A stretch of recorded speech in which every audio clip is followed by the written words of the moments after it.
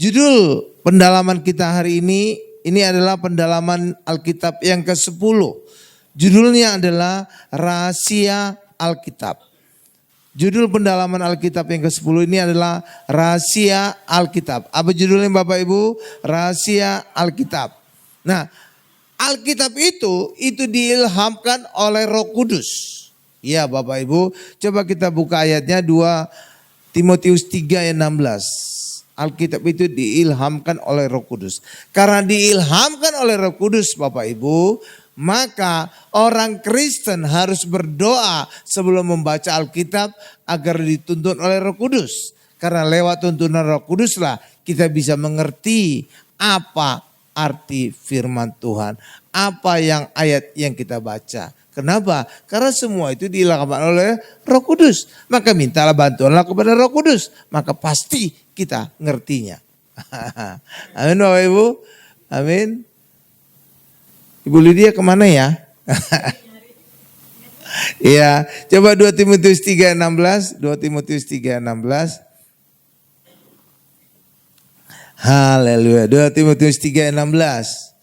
Sudah di sana Bapak Ibu, 2 Timotius 3:16. Saya bacakan bagi kita semua. Segala tulisan yang diilhamkan Allah.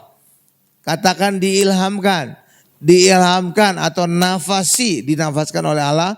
Memang bermanfaat untuk mengajar, untuk menyatakan kesalahan, untuk memperbaiki kelakuan, dan untuk mendidik orang dalam kebenaran.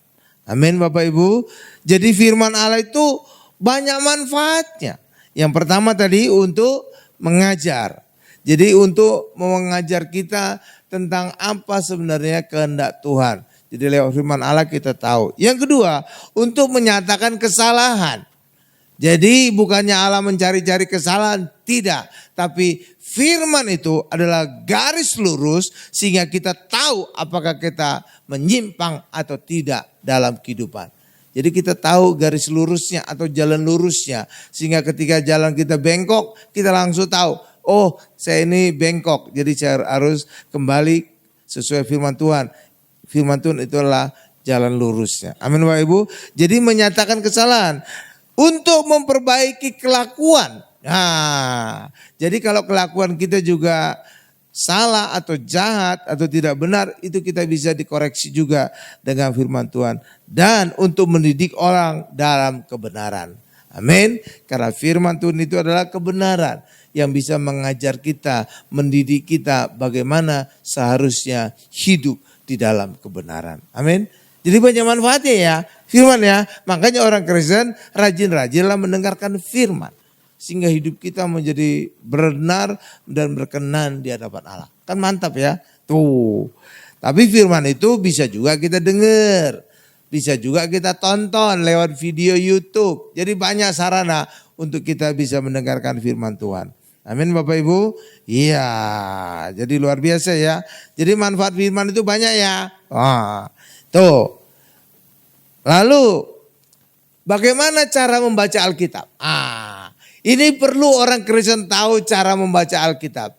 Orang Kristen jangan membaca Alkitab seperti membaca buku biasa. Iya, jangan ya. Jangan ya. Jadi orang Kristen jangan membaca buku seperti membaca buku biasa. Karena Alkitab ini adalah bukunya Allah. Alkitab. Ya. Saudara tahu dari kata Alkitab. Alkitab itu terdiri dari dua kata. Al atau el kitab. Al itu adalah artinya Allah. Itu bahasa Arab. El itu Allah dalam bahasa Ibrani. Kitab ya kitab. Jadi Alkitab artinya sebenarnya kitabnya Allah. Nah, gitu loh Bapak Ibu. Jadi saudara baru tahu ya. Alkitab itu artinya kitabnya Allah. Amin. Ya, jadi karena itulah kita harus membaca Alkitab itu secara khusus. Secara berbeda. Iya. Cara berbedanya apa Pak? Berbedanya ketika kita membaca Alkitab. Kita harus tahu bahwa benang merah dari Alkitab itu adalah Tuhan Yesus. Itulah sebabnya ketika kita membaca Alkitab, kita harus punya pegangan dalam hati kita. Kita harus mencari Yesus ketika membaca Alkitab. Gitu loh Bapak Ibu. Jadi bukan hanya sekedar baca. Enggak. Saudara nanti enggak ngerti ada itunya Bapak Ibu, rahasianya. Tapi ketika kita sudah terpaku bahwa Alkitab itu adalah tentang Yesus, maka saudara harus mencari Yesus ketika membaca Alkitab. Bukan sekedar hafal ayat-ayat, hafal boleh. Iya, hafal ayat boleh. Tapi bukan itu intinya. Intinya adalah setiap bacaan kita harus menemukan Yesus di dalam ayat itu. Amin Bapak Ibu. Iya gitu Bapak Ibu. Kenapa? Karena Tuhan Yesus adalah benang merah mulai dari Kejadian sampai dengan Wahyu. Itulah sebabnya saya memberikan contoh juga. Saya memberikan contoh seperti apa? Memberikan contoh bahwa Alkitab itu benang merahnya tentang Tuhan Yesus. Jadi saya membaca, bukan hanya sekedar membaca Alkitab, saya mengkhotbahkan Alkitab mulai dari Kejadian sampai dengan kelak selesai Wahyu. Dan kesimpulannya harus Tuhan Yesus. Jadi saya memberikan contoh gitu Bapak Ibu. Sekarang sudah sampai surat-surat Rasul Paulus. Perjanjian lama sudah selesai. Injil sudah selesai. Sudah masuk kepada surat-surat. Luar biasa ya. Karena itulah kalau saudara ingin membaca seluruh Alkitab dari Kejadian sampai Wahyu, ya bisa nonton dulu khotbahnya. Supaya saudara punya gambaran tentang apa sih isi dari setiap kitab di Alkitab. Amin Bapak Ibu. Iya gitu. Nah,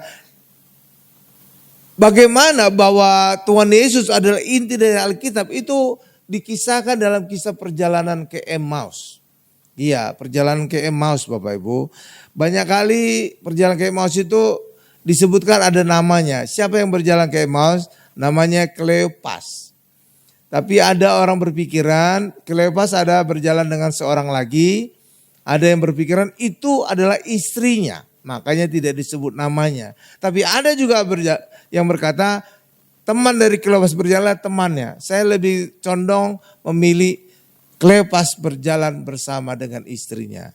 Karena apa? Ini menjadi gambaran ketika Yesus bangkit, maka pemulihan manusia terjadi. Dan kembali Allah berjalan bersama dengan manusia. Dan itulah laki-laki dan perempuan. Seperti juga dulu Allah sebelum Adam dan Hawa jatuh dalam dosa. Allah berjalan dengan Adam dan Hawa. Maka ketika Yesus bangkit dari kubur, berjalan bersama Kleopas dan istrinya. Menjadi gambaran Allah kembali berjalan dengan manusia, suami dan istri. Amin. Nah, dalam kisah perjalanan ke Emmaus ini, Kleopas ini Bapak Ibu, Tuhan Yesus menjelaskan tentang dirinya mulai dari perjanjian lama. Iya, seluruh perjanjian lama. Kitab Musa, Mazmur dan Nabi-Nabi. Coba kita lihat Lukas 24 ayat 27. Nah, inilah yang menjadi gambaran. Yesus ingin menunjukkan bahwa Yesus itu ada mulai dari perjanjian lama sampai perjanjian baru. Apalagi perjanjian baru. Amin Bapak Ibu. Iya. Jadi luar biasa ya. Lukas 24 ayat 27. Jadi ini cara membaca Alkitab pertama ya. Cara pertama adalah kita harus mencari Yesus pada saat membaca Alkitab. Jadi jangan hanya sekedar baca. Jadi saudara lihat di mana sih Yesus tersembunyi, di mana sih Yesus diceritakan. Seperti gitu Bapak Ibu ya. Jadi ketika membaca Alkitab saudara sudah punya tujuan gitu. Oke? Jadi enggak ngambang-ngambang. Enggak sekedar baca. Jadi cara membaca Alkitab pertama adalah kita harus mencari Yesus. Coba Lukas 24 ayat 27. Ini Yesus menceritakan dirinya mulai dari perjanjian lama. Ini saya bacakan. Lukas 24 ayat 27. Lalu ia ini siapa? Yesus menjelaskan kepada mereka, siapa nih mereka? Kleopas dan istrinya, apa yang tertulis tentang dia dalam seluruh kitab suci. Mulai dari kitab-kitab Musa. Kitab Musa itu ada 5. Kejadian, Keluaran, Imamat, Bilangan, Ulangan. 5 ya. Ya. Dan segala kitab nabi-nabi. Nah gitu Bapak Ibu. Jadi Tuhan Yesus menjelaskan dirinya mulai dari kitab Musa. Mulai dari kitab Kejadian. Keluaran, Imamat, Bilangan, Ulangan. 5. Dan juga kitab nabi-nabi. Jadi Tuhan Yesus ada di situ. Jadi ketika saudara membaca Alkitab mencari Yesus. Di Kejadian, Keluaran, Imamat, Bilangan, terus ada Yesusnya. Iya Bapak Ibu. Dan ketika saudara menemukan Yesus, kayak kita menemukan harta karun loh Bapak Ibu. Benar. Iya, itu pengalaman saya. Ketika membaca Alkitab, di mana sih Yesus? Oh, ketemu. Kayak kita ketemu harta karun gitu. Seneng gitu loh Bapak Ibu. Seneng, iya. Jadi baca Alkitab itu gitu ya. Kita harus mencari Yesus. Oke Bapak Ibu ya. Itu. Dan itu ditunjukkan pada saat Yesus menjelaskan dirinya mulai dari kitab Musa, nabi-nabi. Oke, artinya perjanjian lama itu ada cerita tentang Yesus. Cuma Yesus masih tersembunyi dalam wujud simbol-simbol, tokoh-tokoh, orang-orang hari-hari rayanya. Iya segala macam. Oke, itu cara membaca Alkitab pertama. Jadi harus mencari Yesus. Itu satu. Yang kedua, membaca Alkitab harus kita mengkaitkan perjanjian lama dengan perjanjian baru. Atau perjanjian baru dengan perjanjian lama. Gitu Bapak Ibu. Jadi harus kita mengkaitkan. Bagaimana cara melihat kaitan antara perjanjian lama dengan perjanjian baru? Saudara ketika membaca Alkitab, khususnya Alkitab buku, maka di bawah bagian bawah dari Alkitab itu ada catatan kakinya, tulisan kecil. Jadi ketika saudara membaca ayat, lihat juga ada catatan kaki kecil. Nah disitulah ada kaitannya. Ayat itu kaitannya dengan perjanjian baru. Ketika saudara membaca perjanjian lama, lihat catatan kakinya ada kaitannya dengan perjanjian baru. Sebaliknya juga demikian. Ketika kita membaca perjanjian baru, di bawah, bagian bawah ada catatan kaki, notesnya itu ada kaitannya dengan perjanjian lama. Jadi perjanjian lama, ketika saudara membaca perjanjian lama, saudara lihat kaitannya dalam perjanjian baru. Sebaliknya, ketika membaca perjanjian baru, saudara lihat kaitannya dalam perjanjian lama. Amin. Jadi ketika kita membaca perjanjian lama, itu biasanya nubuatan tergenapi dalam perjanjian baru. Saudara tinggal lihat aja catatan kakinya. Di mana sih dalam perjanjian baru? Tergenapi nubuat tadi. Sebaliknya ketika baca perjanjian baru, ada catatan kakinya. Saudara lihat di mana dinubuatkan. Gitu loh Bapak Ibu. Jadi saudara kaitkan perjanjian lama dengan perjanjian baru. Lalu kalau di Alkitab, di handphone, gimana aja lihat kaitannya? Saudara lihat kaitannya ada tanda bintang di ayat itu. Iya, iya Bapak Ibu, ada bintang. Iya Bapak Ibu. Coba kita buktikan ya. Kalau di isi worship ada nggak ya? SWOT. Coba. Yesaya 53 ayat 4. Coba kita buka Bu. Yesaya 53 ayat 4. Saya ingin buktikan bagi kita. Yesaya 53 ayat 4. Coba Bu, Yesaya 53 ayat 4. Ini belum bergerak. Atau Bapak Ibu coba lihat di handphonenya yang ada Alkitab. Coba Bapak Ibu lihat. Coba Bapak Ibu lihat di handphone saudara. Yesaya 53 ayat 4. Udah ketemu Yesaya 53 ayat 4. Coba lihat. Akhir dari ayat itu ada bintang. Kelihatan enggak? Ada bintang enggak? Ada bintang. Klik bintangnya. Nanti langsung dia tampil ayat yang terkait. Coba klik. Lihat. Iya, setelah itu tuh. Jadi saudara bisa juga lihat. Ini kaitannya dalam perjanjian baru di mana? Gitu loh Bapak Ibu. Atau sebaliknya, saudara buka Matius 8 ayat 17, saudara lihat. Akhir dari ayat itu ada bintang. Saudara klik. Muncul Yesaya. Coba bolak-balik saudara klik. Ada kan? Gitu caranya ngelihatnya. Jadi Alkitab itu kita kaitkan perjanjian lama dengan perjanjian baru dengan perjanjian lama. Perjanjian lama nubuatannya, perjanjian baru penggenapannya. Atau sebaliknya, saudara baca perjanjian baru tergenapi, saudara bisa cari di mana dinubuatkan perjanjian lamanya. Tuh, jadi bolak-balik saudara lihat. Saudara itu, nah mantap kan? Jadi bintang itu maksudnya itu Bapak Ibu. Jadi keren ya. Jadi saudara bisa baca Alkitab. Oh gitu tuh mana kan. Jadi makin pinter. Jadi gitu ya. Jadi karena apa? Perjanjian lama dengan perjanjian baru itu satu kesatuan. Oke. Jadi perjanjian lama biasanya nubuatan. Perjanjian baru penggenapan. Sebaliknya kalau saudara sedang baca perjanjian baru. Saudara bisa tahu di mana dinubuatkan dalam perjanjian lama. Tinggal klik aja tanda bintang tadi. Keren. Ya, kalau di Isword nggak ada ya bintangnya ya Bu ya? Nggak ada ya, oke. Tapi di Alkitab di handphone itu ada ya Bapak Ibu ya. Nah gampang ya. Nah makanya saya paling suka itu orang Kristen itu bukan bawa buku Alkitab. Tapi handphone kitab. Jadi yang ada Alkitab di handphonenya. Kenapa? Karena kita orang sekarang selalu membawa handphone. Jadi kapan saja di mana saja saudara bisa baca Alkitab. Amin. Iya, lagi ngantri nunggu apa, lagi ngapain, saudara tetap bisa baca Alkitab. Jadi keren ya. Jadi saudara sekarang tahu ya. Jadi cara baca Alkitab pertama harus mencari Yesus. Saat kita baca Alkitab. Dimanapun saudara baca Alkitab, cari Yesus. Amin. Nanti ketika saudara temukan itu, aduh kayak saudara ketemu harta karun. Benar Bapak, benar. Kayak seneng gitu.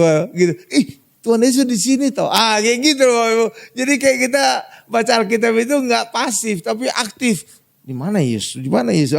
Gitu. Jadi saudara enggak ngantuk baca Alkitab gitu. Jadi kayak kita lagi nyari-nyari apa gitu Bapak Ibu. Cari harta karun gitu kan. Ketemu Yesus. Wah, kita benar-benar kayak ketemu harta karun. Happy. Itu satu. Yang kedua, ketika kita baca Alkitab harus mengkaitkan perjanjian lama dengan perjanjian baru. Amin. Jadi perjanjian lama biasanya nubuatan, perjanjian baru tergenapi. Atau sebaliknya, ketika saudara baca perjanjian baru tergenapi, nubuatnya itu di mana dikatakan perjanjian lama. Gitu, jadi bolak-balik. Ya, mantap ya. Tuh, jadi contoh paling abdul itu Yesaya 53 ayat 4, itu terkait dengan Matius 8 ayat 17. Oke. Nah, sekarang kita masuk kepada rahasia keempat Injil. Injil ada 4. Matius, Markus, Lukas, Yohanes. Matius, Markus, Lukas, Yohanes. Ada 4 ya. Ada 4 ya. Injil itu ada 4. Matius, Markus, Lukas, Yohanes. Keempat Injil ini bercerita tentang Yesus. Tetapi keempat Injil ini melihat Yesus dari berbagai perspektif. Dari berbagai sudut pandang. Gitu loh Bapak Ibu. Nah, kalau Injil Matius melihat Yesus sebagai raja.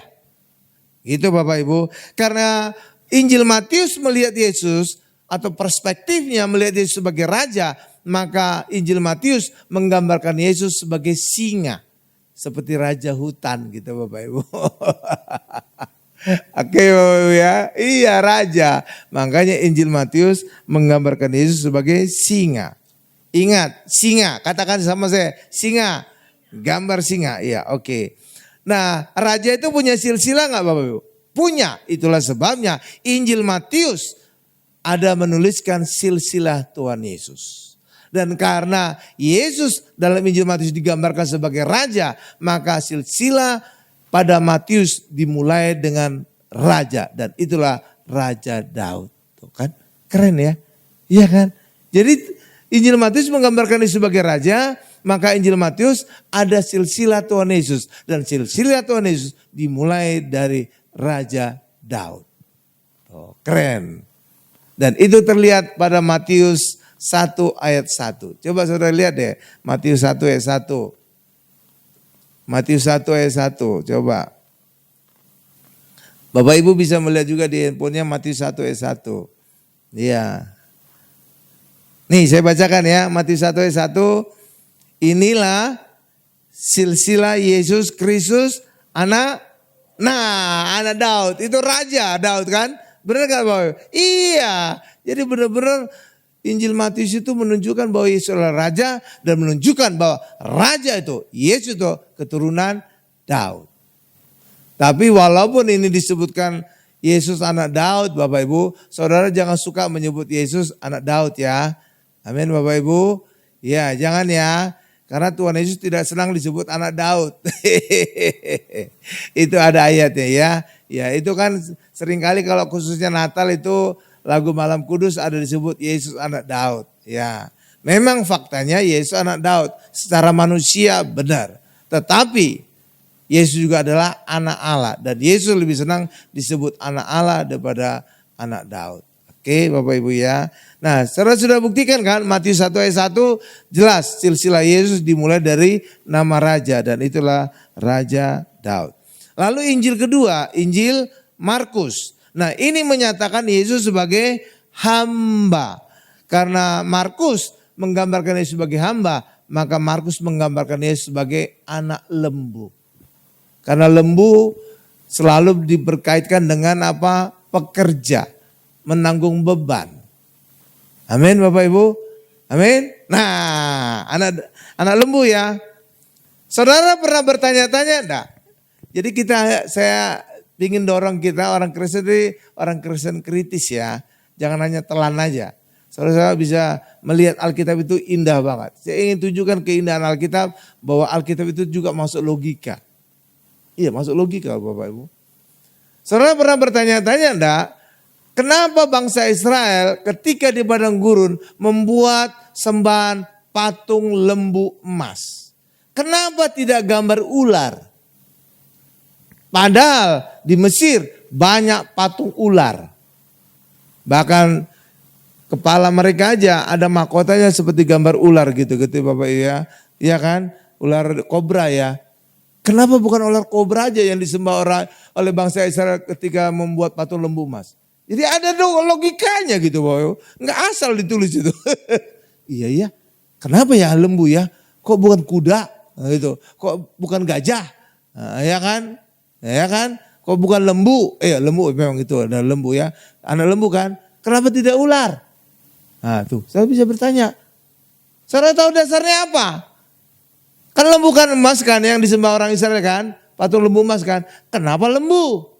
Karena lembu adalah dikaitkan dengan pekerja, hamba. Jadi orang Israel berpikiran mereka keluar dari Mesir itu karena kekuatan mereka, karena kelayakan mereka, karena kehebatan mereka. Disitulah terlihat mereka menolak, mereka keluar dari Mesir karena Allah yang bekerja atas mereka. Setelah itu, makanya digambarkan dengan lembu emas. Jadi menunjukkan bahwa mereka keluar dari Mesir karena upaya mereka sendiri. Itu loh Bapak Ibu, makanya patung lembu emas, bukan kuda atau gajah. Oh iya juga ya Pak ya, gitu loh Bapak Ibu. Jadi kekristenan itu Alkitab itu ada logikanya gitu loh. Iya gitu, amin Bapak Ibu ya. Iya, nah sama seperti juga Injil Markus menggambarkan Yesus sebagai hamba, digambarkan dengan lembu. Karena apa? Ini menunjukkan bahwa Yesus menanggung beban hidup kita.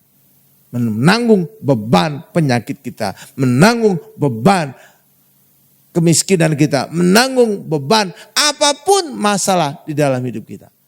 Itu dia Bapak Ibu. Paham? Jadi Injil Markus gitu. Oke? Jadi indah ya. Nah kalau hamba itu ada silsilahnya enggak Bapak Ibu? Enggak. Hamba enggak ada dianggap. Makanya saudara perhatikan Injil Markus tidak ada silsilah Tuhan Yesus. Tuh. Oh, iya juga ya Pak ya. Jadi masuk akal gitu loh Bapak Ibu. Jadi iya kalau hamba kan enggak dianggap orang. Orang enggak pengen tahu silsilah. Hamba enggak ada urusan itu hamba. Makanya Injil Markus tidak ada silsilah Tuhan Yesus. Oh jadi saudara hari ini bisa paham. Oh iya juga ya. Pantasan Injil Markus gak ada silsilah Tuhan Yesus. Karena apa? Hamba orang gak peduli. Tapi kalau raja pingin tahu nih ini keturunan apa ini. Nah, raja gitu loh Bapak Ibu. Oke. Makanya Injil Markus tidak ada silsilah Tuhan Yesus. Oh jadi masuk akal. Gitu loh. Jadi Alkitab itu cantik ya. Jadi ada masuk logikanya gitu. Jadi saya ingin mengajak kita orang Kristen pinter gitu loh. Jangan semuanya ditelan. Jadi oh iya masuk logika. Nah, gitu oke. Lalu Injil ketiga apa? Injil Lukas. Nah Injil Lukas ini banyak sekali menyebutkan Yesus sebagai anak manusia. Paling banyak. Injil lain juga ada menyebut Yesus sebagai anak manusia. Tapi paling banyak itu pada Injil Lukas. Oke. Nah karena Injil Lukas banyak menggambarkan Yesus sebagai manusia. Maka gambaran Injil Lukas menggambarkan Yesus sebagai anak manusia. Amin. Gambar manusia. Dan manusia ada silsilahnya enggak? Ada. Itulah sebabnya Injil Lukas ada silsilah Tuhan Yesus. Oh, masuk akal. Iya kan? Dan manusia pertama apa? Adam. Itulah sebabnya kalau saudara lihat silsilah Tuhan Yesus pada Injil Lukas, akhir dari silsilah Tuhan Yesus adalah Adam. Cantik ya Alkitab itu ya. Cantik ya. Iya. Iya Bapak Ibu. Coba kita lihat Lukas 3, ayat 38. Lukas 3 ayat 38. Jadi saya ingin menunjukkan kita, Alkitab itu masuk akal semua Bapak Ibu. Masuk akal. Tapi kalau ada mujizat, itu lebih dari akal. Tapi tidak bertentangan dengan akal. Tidak bertentangan dengan logika. Melebihi iya, tapi tidak pernah bertentangan. Kenapa tidak? Karena Allah juga ingin disembah sesuai dengan akal budi kita. Jadi orang Kristen juga bisa menggunakan logika ketika membaca Alkitab. Amin. Iya, Allah juga ingin disembah dengan logika kita. Makanya ketika orang Kristen di gereja, jangan tinggalkan akal di rumah, tapi tetap kita kritis. Bahkan terhadap pendeta juga saudara bisa kritis. Amin. Ya, pendeta juga bisa dikritisasi. Ya, karena pendeta juga manusia bisa salah. Amin Bapak Ibu.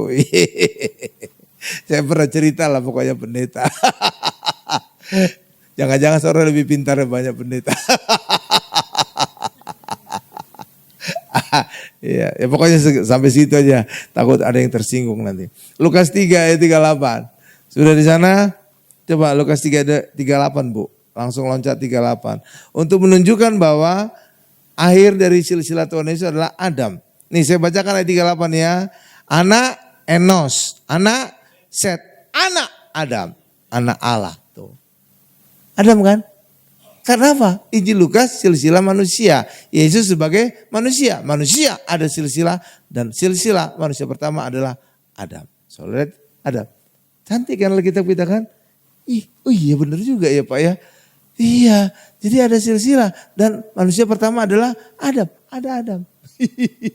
Keren ya? Iya, makanya Alkitab mantap banget. Jadi ketika saudara sadari bisa menikmati Alkitab Bapak Ibu dan masuk logika, saudara makin sayang sama Alkitab. Iya, makin Alkitab kita mantap. Keren ya? Keren ya? Iya keren. Makanya saya ingin ngajak kita orang Kristen gitu, bukan asal baca, bukan asal apal-apal. Iya, sebenarnya orang Kristen itu gak perlu apal-apal kayak tetangga sebelah. Ada yang hafal-hafalan ya. Iya, gak perlu. Yang penting kita paham. Itu aja. Dan kita ngerti dalam kehidupan. Itu yang penting, bukan ngapal-ngapalnya. Oke, siap ya, mantap ya. Nah, sekarang Injil keempat. Apa Injil keempat? Yohanes. Nah, Yohanes menggambarkan Yesus sebagai Allah. Makanya kitab Yohanes menggambarkan Yesus seperti burung nasar sedang terbang. Burung nasar sedang terbang itu di mana? Di langit. Itu menggambarkan Yesus adalah Allah yang ada di langit. Nah, jadi masuk akal. Oh iya, benar juga gambarannya ya. Oke Bapak Ibu ya. Iya kan burung nasar kan? Iya, mantap ya. Nah, karena Allah adalah Alfa dan Omega. Alfa dan Omega yang awal dan akhir.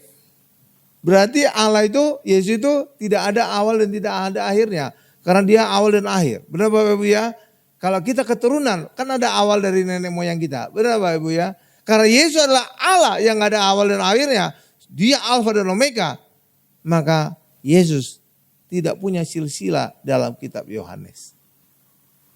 Masuk akal juga.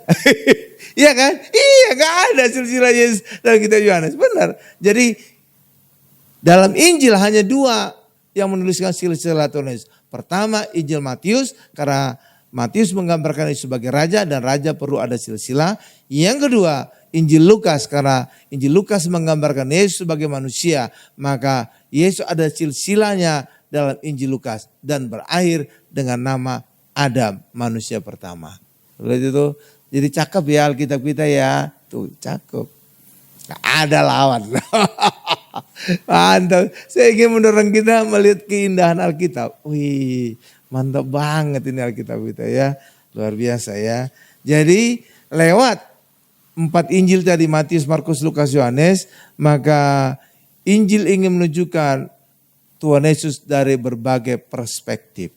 Dari perspektif Yesus sebagai raja, dari perspektif Yesus sebagai hamba, dari perspektif Yesus sebagai manusia, dan perspektif Yesus adalah Allah. Ada 4 ya, komplit ya, cakep ya. Nah, tapi ada lagi lebih dahsyat lagi. Ternyata 4 Injil ini yang cerita tentang Yesus, ini terlihat juga pada 4 makhluk yang ada di sekitar tahta Allah. Luar biasa. Coba kita lihat tadi. Jadi Injil Matius tadi menggambarkan Yesus sebagai apa? Raja, dan gambarnya apa? Singa. Markus menggambarkan Yesus sebagai hamba, digambarkan sebagai anak lembu. Lukas menggambarkan Yesus sebagai manusia, maka gambarannya manusia. Lalu Yohanes menggambarkan Yesus sebagai Allah, maka gambarnya burung nazar. 4 ya, ingat ya, singa, lembu, manusia, dan burung nazar. Ingat ya 4 ya, kita lihat ada hubungannya dengan 4 makhluk yang ada di sekitar tahta Allah di surga. Coba kita buka Wahyu 4 ayat 6 sampai dengan 7. Alkitab kita mantap. Ih, saudara makin kagum, bener. Iya. Luar biasa. Wahyu 4 ayat 6 sampai 7. Sudah di sana? Nih. Iya. Wahyu 4 ayat 6 sampai 7. Nih saya bacakan ya. Dan di hadapan tahta Allah itu, Bapak Ibu nanti ayat 7 ya, baca saya ayat 6 dulu ya. Dan di hadapan tahta itu ada lautan kaca bagaikan kristal di tengah-tengah tahta itu, dan di sekelilingnya ada 4 makhluk penuh dengan mata di sebelah muka dan di sebelah belakang. Ayat 7 Bapak Ibu. Stop. Singa itu gambarnya siapa tadi? Injil apa? Matius, cakep. Lanjut. Injil apa yang kedua? Lembu tuh, mantap. Terus lanjut. Ya, Injil ketiga apa? Benar, manusia tuh, cakep. Lanjut.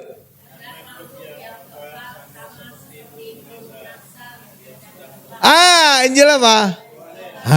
Tuh lihat, 4 makhluk itu gambaran 4 Injil. Mantap kan? Kok bisa cakep banget Pak, bisa cocok gitu ya. Singa, lembu, manusia, dan nazar. Tuh, keren ya. Iya, Alkitab kita cakep banget. Mantap ya. Jadi bukan kebetulan itu ya, Injil itu disusunnya gitu ya. Matius, Markus, Lukas, Yohanes. Padahal kalau saudara tahu, yang pertama kali ditulis itu Injil Markus.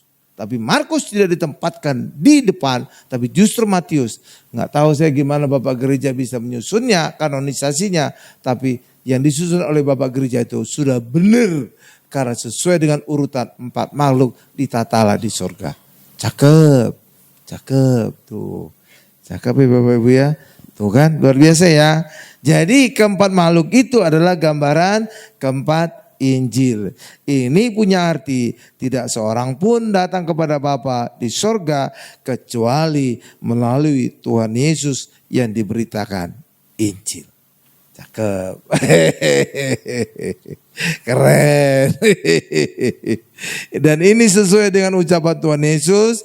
Akulah jalan dan kebenaran dan hidup. Tidak ada seorang pun yang datang kepada Bapa kalau tidak melalui aku, kata Tuhan Yesus. Jadi benar ya, di sekeliling tata Allah itu ada 4 makhluk. Jadi orang bisa masuk ke tata Allah harus melewati keempat makhluk ini. Dan ini menjadi gambaran orang bisa masuk ke tata Allah harus melewati Tuhan Yesus. Keren, cakep. Jadi saudara hari ini bisa melihat keindahan Alkitab ya. Jadi Alkitab itu banyak rahasia, ketika kita selidiki, kita temukan rahasianya. Waduh, kayak kita ketemu harta karun gitu loh. Bener, iya luar biasa. Sekarang kita lihat kitab rahasia, kitab Wahyu. Kitab Wahyu ini banyak rahasia. Ketika banyak saudara mendengarkan pendeta berkhotbah tentang kitab Wahyu, yang sering saudara dengar itu khotbah tentang apa? Pendeta tentang kitab Wahyu. Biasa tentang akhir zaman. Biasa tentang antikristus. Biasa tentang kengerian akhir zaman. Benar gak Bapak Ibu ya? Hukuman Allah pada akhir zaman. Benar ya? Iya. Sehingga banyak orang Kristen juga jadi ngeri-ngeri sedap juga baca kitab Wahyu. Wih, banyak sekali kengerian-kengerian. Iya. Padahal Kitab Wahyu itu singkapan tentang Tuhan Yesus. Kok bisa banyak beda, Pak? Banyak pendeta tidak pernah mengkhotbahkan kitab Wahyu itu tentang Tuhan Yesus. Iya, mereka lebih banyak cerita tentang akhir zaman, kengerian akhir zaman, dan juga antikris. Benar, kalau saudara dengar khotbah pendeta tentang akhir zaman, pasti mengkhotbahkan juga tentang kitab Wahyu. Ketika banyak pendeta mengkhotbahkan tentang antikris, pasti mengkhotbahkan tentang kitab Wahyu. Ketika pendeta mengkhotbahkan tentang kengerian, hukuman tentang akhir zaman, pasti mengkhotbahkan tentang kitab Wahyu. Tapi hari ini kita belajar yang berbeda. Justru kitab Wahyu itu adalah singkapan tentang Tuhan Yesus. Masa sih Pak? Iya, justru di ayat dari kitab Wahyu pertama kali, Wahyu 1 ayat 1, itu jelas dikatakan. Coba kita buka. Wahyu 1 ayat 1, bahasa Indonesianya dulu Bu. Wah luar biasa. Hari ini saya ajak kita untuk melihat keindahan Alkitab kita. Waduh luar biasa banget. Amin Bapak Ibu. Alkitab itu tuh indah loh. Gak banyak tapi orang Kristen gak ngerti ya. Ya. Dan juga kitab Wahyu ini gak tahu gimana ya. Banyak kali orang Kristen yang baru bertobat bacanya kitab Wahyu. Soalnya seru gitu loh Bapak Ibu. Padahal gak boleh kitab Wahyu itu dibaca pertama kali. Kenapa? Karena kitab Wahyu itu rangkuman dari seluruh Alkitab. Jadi kitab Wahyu harus dibaca terakhir. Karena ini rangkuman. Jadi kalau saudara baca rangkuman, saudara gak ngerti kalau tidak baca kitab-kitab sebelumnya. Yang namanya juga kitab rangkuman. Amin Bapak Ibu. Lah iya dong. Saudara baca satu rangkuman harus baca sebelum-sebelumnya. Supaya saudara ngerti. Oh rangkumannya ini loh. Makanya kitab Wahyu itu harus dibaca terakhir. Karena inilah kitab rangkuman dari seluruh Alkitab di Alkitab. Ada berapa kitab di Alkitab? 66. Ya termasuk juga Wahyu Bapak Ibu. Ya oke ya. Iya oke. Coba kita lihat Wahyu 1 ayat 1. Ini saya bacakan. Ya, jadi saya berkata bahwa kitab Wahyu adalah singkapan tentang Tuhan Yesus. Ini sesuai ayat. Wahyu 1 ayat 1. Nih saya bacakan. Inilah Wahyu Yesus Kristus. Nah, seringkali orang nggak ngerti kata Wahyu ini. Wahyu itu apa? Singkapan. Coba buka bahasa Inggrisnya Bu. Bahasa Inggrisnya apa? Singkapan. Revelation. Nggak tahu saya ucapannya. Ibu Lydia paling canggih bahasa Inggris. Wahyu 1 ayat 1 Bu bahasa Inggrisnya. Revelation. Nah. Coba Bu. Wahyu 1 ayat 1. King James atau apa? Nah, coba lihat itu yang diarsir oleh Body. Revelation kan? Revelation artinya apa? Singkapan. Cuma karena tulisannya Wahyu, orang seringkali nggak ngerti, terlalu sering pakai kata Wahyu jadi nggak ngerti. Wahyu itu artinya singkapan. Jadi karena ini kita Wahyu adalah singkapan tentang Yesus, ya harusnya singkapan Yesus, bukan singkapan akhir zaman. Gimana bisa? Tapi nggak tahu gimana banyak pendeta kita Wahyu itu singkapan akhir zaman, singkapan tentang antikris. Padahal kita Wahyu itu singkapan tentang Yesus. Itu ayatnya. Wahyu 1 ayat 1. Benar Bapak Ibu? Iya. Makanya hari ini kita dengan cara yang benar bahwa kita Wahyu adalah singkapan tentang Tuhan Yesus. Amin Bapak Ibu. Iya, ya. Tuh. Oke, Revelation kan? Ya, Revelation artinya singkapan. Singkapan dari Yesus Kristus, tuh kan? Iya kan? Jadi harusnya setiap kali orang khotbah tentang kitab Wahyu harus tentang singkapan Yesus. Bukan singkapan akhir zaman. Bukan singkapan tentang antikris. Bukan singkapan tentang kengerian. Hukuman Allah, bukan. Tapi gak tahu gimana bisa. Itu semuanya salah ya. Itu jelas ayatnya. Oke Bapak Ibu ya. Iya, saya berdasarkan ayat. Nah, dan juga ini ada satu lagi kunci dari kitab Wahyu. Satu kunci dari kitab Wahyu adalah singkapan tentang Tuhan Yesus. Amin. Satu, itu kuncinya. Harus dipegang itu kuncinya. Yang kedua, kitab Wahyu adalah kitab simbol. Ya, kitab simbol. Jadi ketika kita baca kitab Wahyu, jangan kita baca secara harafiah. Saudara nanti jadi bingung. Kitab Wahyu adalah kitab simbol. Makanya kitab simbol di situ selalu seringkali disebutkan angka 7. Ada 7 gereja, ada 7 mata, ada 7 tanduk, ada 7 Iya Bapak Ibu, banyak 7. Iya, jadi 7 itu simbol. Iya Bapak Ibu, jadi 7 itu angka kesempurnaan. Jadi ketika dikatakan anak domba itu punya 7 tanduk. Tanduk itu gambaran kekuatan. Kalau 7 tanduk artinya kekuatan yang sempurna, itu maha kuasa. 7 mata itu artinya maha tahu. 7 gereja, gambaran seluruh gereja di seluruh dunia. Benar Bapak Ibu? Jadi ada 7-7, itu simbol. Buktinya simbol yang paling kuat adalah di situ digambar, ditata Allah ada anak domba yang baru disembelih. Itu simbol dari Tuhan Yesus yang disalibkan. Kalau benar-benar itu adalah anak domba yang disembelih, kalau benar-benar bukan simbol, maka di surga itu penuh dengan suara embe, suara domba Bapak Ibu. Iya. Tapi ini bukan benar-benar, ini adalah simbol dari Tuhan Yesus yang adalah anak domba Allah yang sudah disembelih, yang disalibkan. Paham Bapak Ibu? Tah, itu dia. Mantap ya, mantap ya. Mana Pak kata simbolnya Pak? Kalau dalam Alkitab bahasa Indonesia memang kata simbolnya tidak terlalu terlihat. Coba buka dulu Bu, Wahyu 1 ayat 1. Bahasa Indonesia. Inilah wahyu Yesus Kristus yang dikaruniakan Allah kepadanya supaya ditunjukkannya kepada hamba-hambanya apa yang harus segera terjadi. Dan oleh malaikatnya yang diutusnya, ia telah menyatakannya kepada hambanya Yohanes. Nggak ada kata simbol ya, nggak ketemu ya. Tapi coba buka bahasa Inggris Bu. Saya ingin tunjukkan. Nah, makanya ketika kita baca Alkitab, kita bandingkan dengan Alkitab bahasa lain, kita jadi lebih lengkap gitu pemahaman ya. Nggak tahu bahasa Indonesia bisa kadang-kadang nggak gitu tajam, tapi nggak tahu lah. Nah, kata simbol itu dari kata yang mana? Itu kata signify. Coba Bu, ditandai yang 2 baris dari bawah. Wahyu 1 ayat 1. Signify. Tuh. Sign, tanda, simbol. Gitu loh Bapak Ibu. Jadi kitab Wahyu itu kata kitab simbol, signify. Oke Bapak Ibu ya. Jadi kitab simbol, itulah sebabnya kitab Wahyu jangan dibaca harafiah. Oke Bapak Ibu.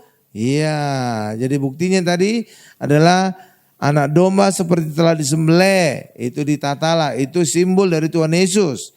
Jadi kalau bukan simbol, bisa nanti di surga suara mbe ya, banyak ya, mbe gitu.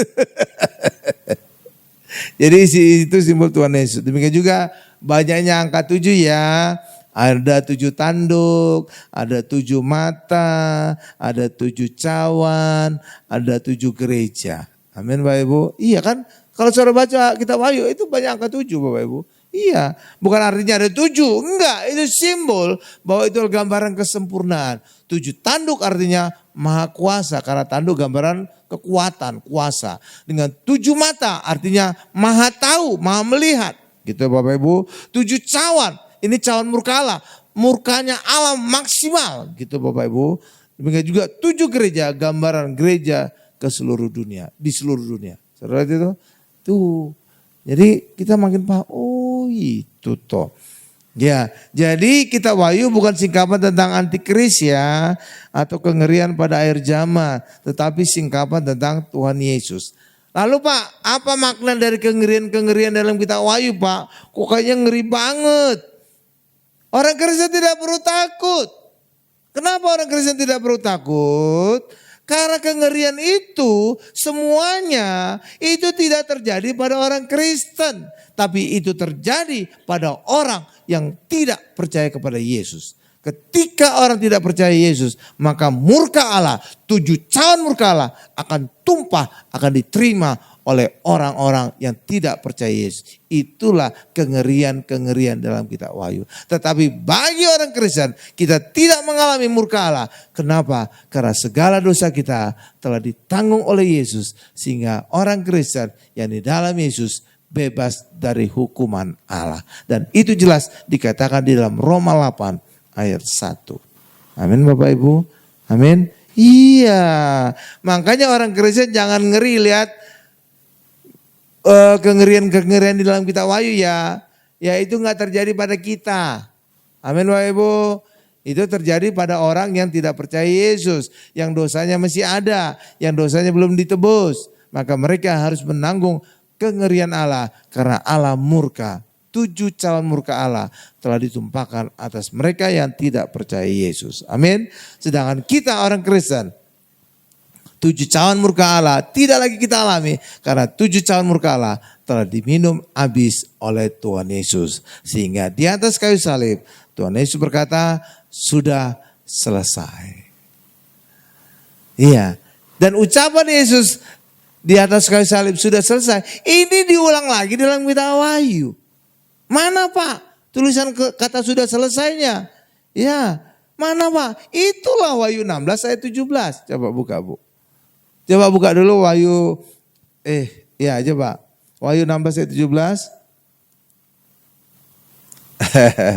Jadi kita hari ini belajar secara benar. Wah, kita Wahyu itu bukan lagi kitab kengerian. Tapi kitab yang luar biasa. Ya, Wahyu 16 ayat 17 sudah di sana, di depan juga sudah ada, saya bacakan. Dan malaikat Allah yang ketujuh menumpahkan cawannya ke angkasa, dan dari bait suci kedengaranlah suara yang nyaring dari tata itu. Katanya sudah terlaksana, dan itulah sama dengan ucapan Tuhan Yesus, sudah selesai. Lihat itu. Jadi benar-benar kitab Wahyu ini rangkuman dari kitab-kitab sebelumnya. Jadi semua sudah dirangkum. Cuma kadang-kadang nggak tahu ya saya ya. Terjemahannya bahasanya jadi berbeda gitu loh. Sudah selesai jadi sudah terlaksana. Padahal sama itu. Makanya orang kadang-kadang nggak bisa link gitu ya. Iya kan? Ya kan? Nah sekarang coba buka Wahyu Yohanes 19 ayat 30. Apa ucapan Tuhan Yesus? Nih saya bacakan. Sesudah Yesus meminum anggur asam itu, berkatalah ia, sudah selesai. Tuh, sudah selesai kan? Itulah kata di dalam kitab Wahyu, sudah terlaksana. Kok nggak ditulis saja sudah selesai supaya sama ya? Kok dibuat beda? Sudah terlaksana. Amin. Jadi ini sama. Ucapan Yesus ini, Yohanes 19 ayat 30, sudah selesai. Itu sama dengan Wahyu 16 ayat 17, sudah terlaksana. Nggak tahu saya kenapa penerjemah itu disebut sudah terlaksana ya. Kok nggak sudah selesai aja ya biar sama gitu ya. Nah, itulah nggak tahu lah. Padahal itu sama itu. Amin Bapak Ibu ya. Sudah selesai dan sudah terlaksana. Tuh kan. Saudara kan baru lihat kan. Oh iya ya Pak ya sama. Iya betul. Iya haleluya. Karena itulah Bapak Ibu. Waduh. Baca kitab Wahyu setelah semua kitab di Alkitab kita baca ya. Supaya kita paham konteksnya, kita paham ceritanya. Bahwa kitab Wahyu itu benar-benar luar biasa. Itulah sebabnya kitab Wahyu ini sangat penting ya. Bukti sangat penting. Apa Pak bukti bahwa kitab Wahyu itu sangat penting di hadapan Allah? Karena khusus kitab Wahyu lah satu-satunya kitab di Alkitab yang diperintahkan Tuhan Yesus untuk ditulis oleh Rasul Yohanes. Enggak ada kitab lain dalam kitab di Alkitab yang disuruh perintah oleh Tuhan untuk ditulis. Enggak ada. Tapi kitab Wahyu ditulis, disuruh. Tuliskanlah. Nah, itu perintah Tuhan Yesus kepada Rasul Yohanes. Dituliskan oleh Rasul Yohanes dan dikirim ke semua gereja untuk dibaca dan diketahui. Dan harus dikirim ke semua gereja. Artinya apa? Kitab Wahyu ini kitab sangat penting.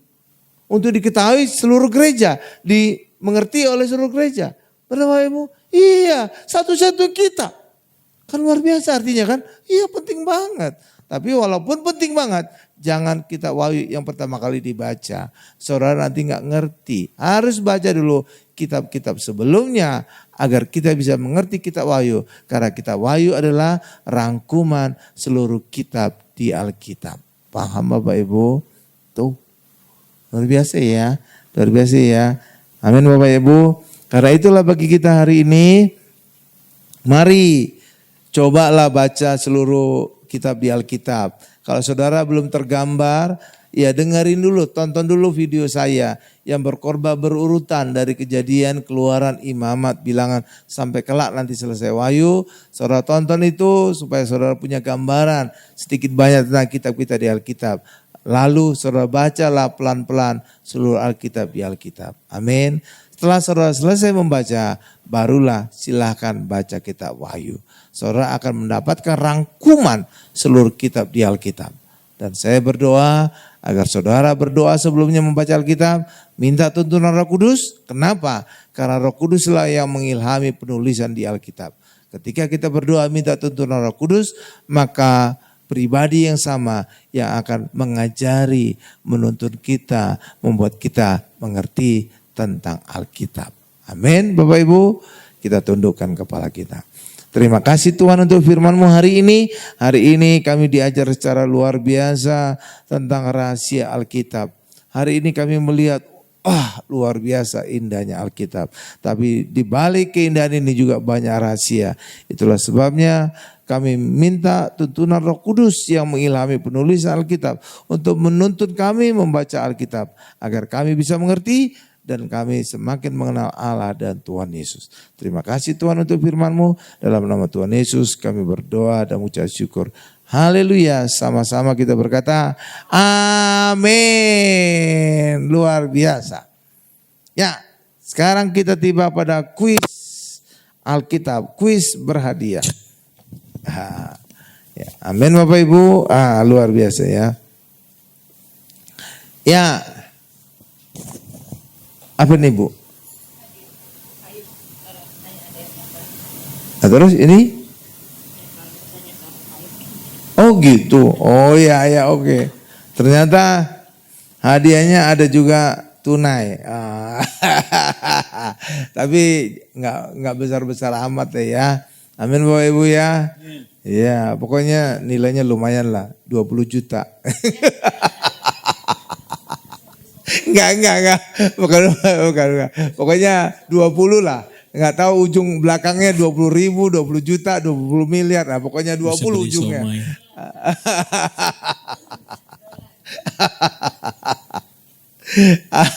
Oke. Jadi ini ada 4 pertanyaan ya. Karena ada 4 hadiah, ada 2 payung, 1 biru muda, 1 biru tua. 2 lagi hadiahnya adalah 20 juta, 20, pokoknya 20 lah. Terserah saudara buntutnya apa, 20.000, 20 juta, 20 miliar. Oke, siap? Nih, pertanyaan pertama. Kenapa kita membaca Alkitab harus berdoa dulu, minta tuntunan Roh Kudus? Kenapa kita harus berdoa dulu? Ya, ada yang bisa menjawab? Iya, siapa yang ingin mencoba menjawab, angkat tangan, nanti mic-nya diantar oleh Pak Karya.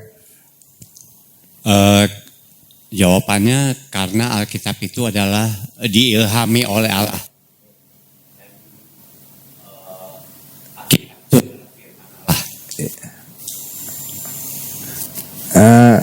Sedikit lagi Pak, sedikit lagi, kurang tajam.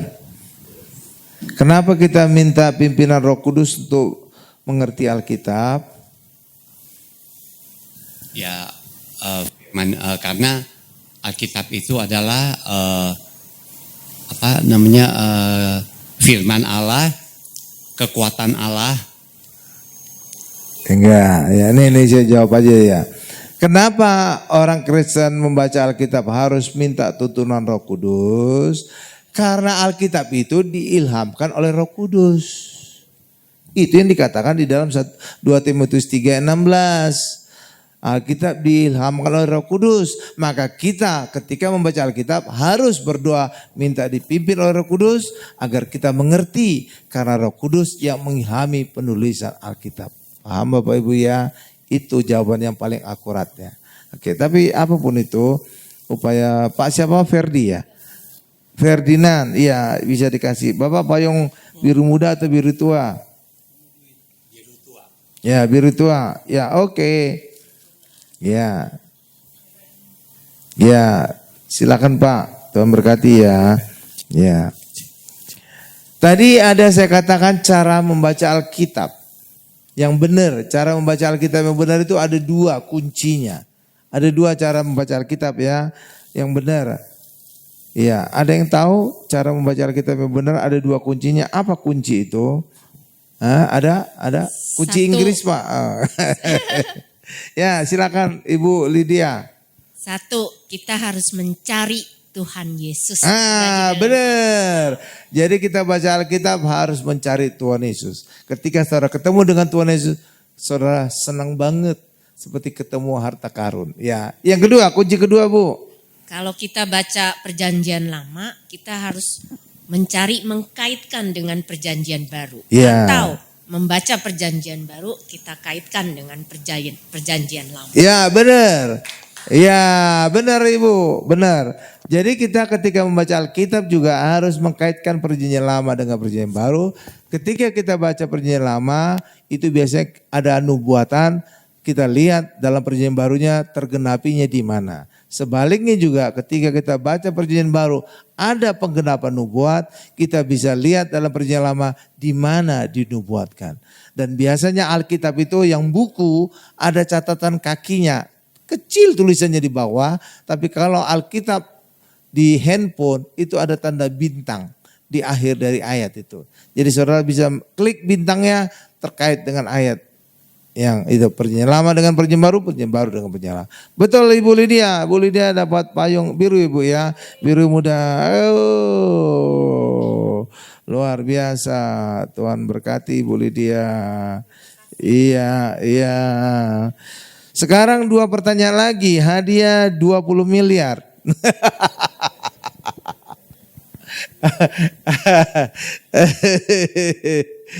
Mantap Ibu Lydia. Ibu Lydia, saya nanti ada pingin ngobrol, ada ide. Ya, nanti. Pokoknya idenya itu inilah semangat Ibu Lydia tersalurkan. Iya, benar. Kitab Injil ada 4.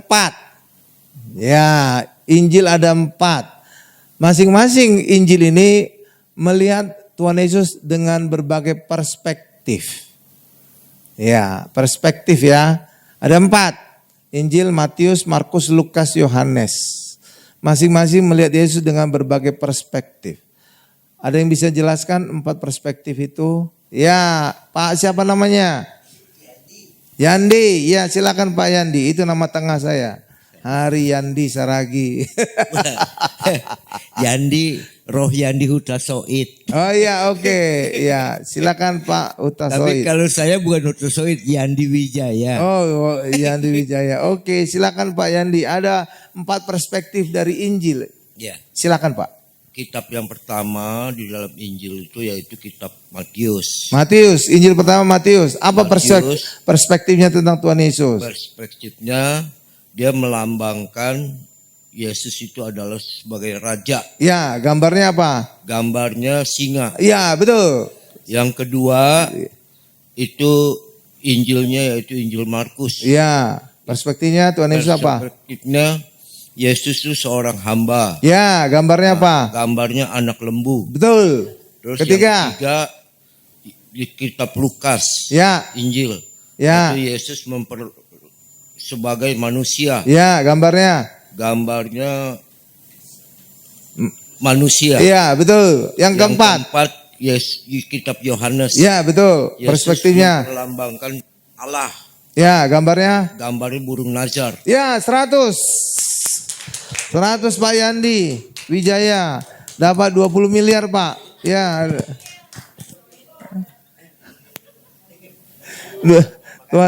Tuhan berkati Pak. Pokoknya Bapak lihat itu 20 miliar ya Pak ya. Ya, pokoknya 20-nya dulu. 20 miliar. Nah, betul itu Bapak Ibu ya. Jadi kitab Injil ada 4, itu menggambarkan Yesus dari 4 perspektif. Matius menggambarkan Yesus sebagai raja, gambarnya singa. Markus menggambarkan Yesus sebagai hamba atau penarik beban, gambarnya anak lembu. Demikian juga Lukas menggambarkan Yesus, perspektifnya Yesus adalah manusia, maka gambarnya manusia. Dan Injil Yohanes menggambarkan perspektifnya Yesus adalah Allah, maka gambarnya adalah burung nazar yang sedang terbang. Pas, 4 ya. Mantap. Mantap Pak Yandi. 4 Injil tadi ada kaitannya dengan 4 makhluk di tata Allah. Ada 4 makhluk di sekeliling tata Allah. 4 Injil tadi. Ya, apa maknanya bahwa Injil tadi menjadi gambaran dari 4 makhluk di tata Allah? Siapa yang bisa jawab? Ini pertanyaan terakhir. Iya. Oke. Ya. Siapa? Ada. Jadi 4 Injil tadi itu digambarkan dengan adanya 4 makhluk di tata Allah, di sekitar keliling tata Allah. Apa maknanya 4 Injil tadi digambarkan menjadi 4 makhluk di tata Allah? Ada yang bisa kira-kira menjawab? Iya. Ada angkat tangan? Nggak ada? Ordal juga bisa, ordal. Ya, ayo Ibu Odi, Pak Karel. Ya, pakai mic Bu, pakai mic. Ya Pak Karel. Kayaknya Pak Karel kenal deh ini. Ordal. Ya. Menggambarkan keempat Injil dalam perjanjian baru. Ya, maknanya apa? Gambarkan Pak Malu tadi Injil. Jawabannya ada di sana.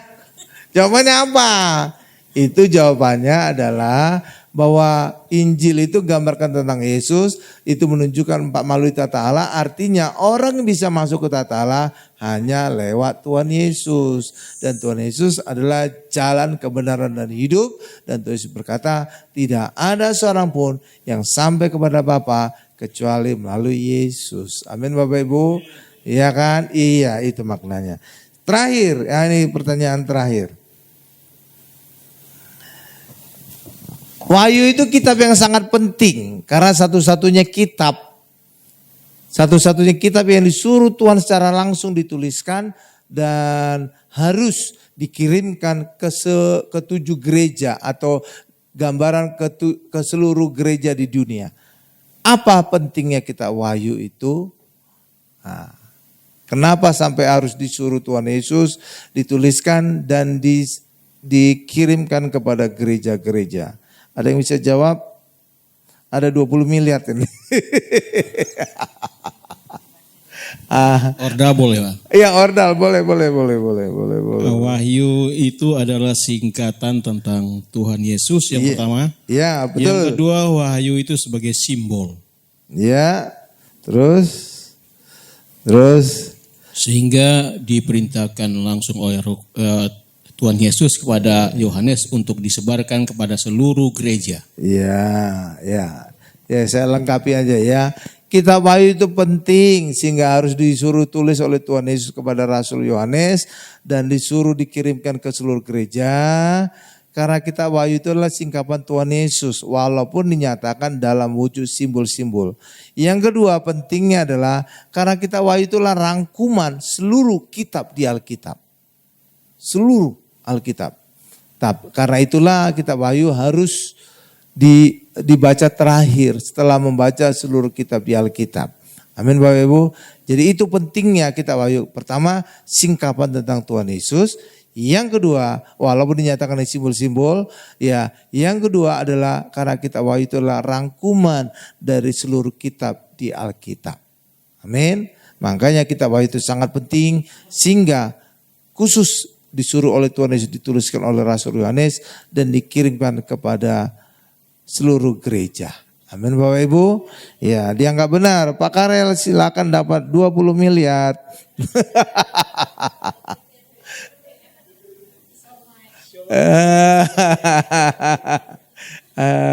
Oke Bapak Ibu ya.